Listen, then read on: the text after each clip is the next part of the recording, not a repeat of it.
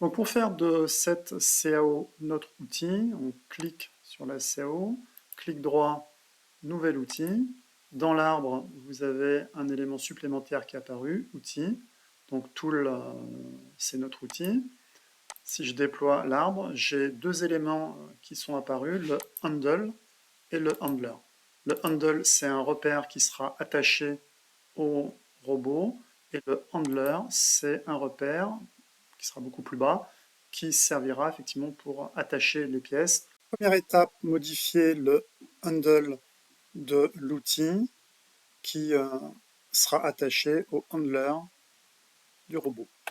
Donc dans l'arbre, outils, handle, clic droit, édition.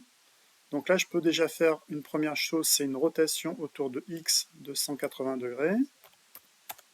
Voilà, pour ramener l'axe Z vers le bas comme sur le handler du robot. Ensuite, si je veux ramener l'origine au centre, je vais utiliser une modification de position en utilisant le centre de 3 points. Donc je vais sélectionner sur ma pince 3 points, celui-ci, celui-ci,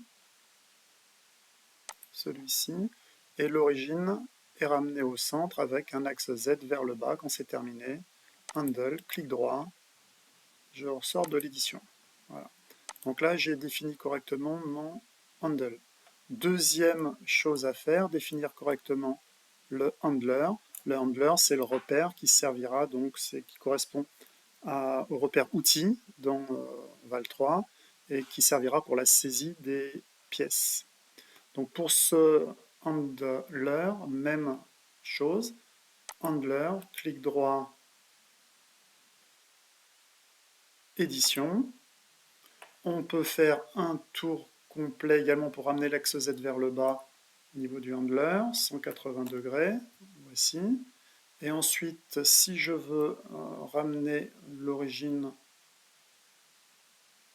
comme il faut à une certaine distance, alors soit effectivement on le fait de façon précise, soit simplement on se décale sur l'axe Z, ici, voilà.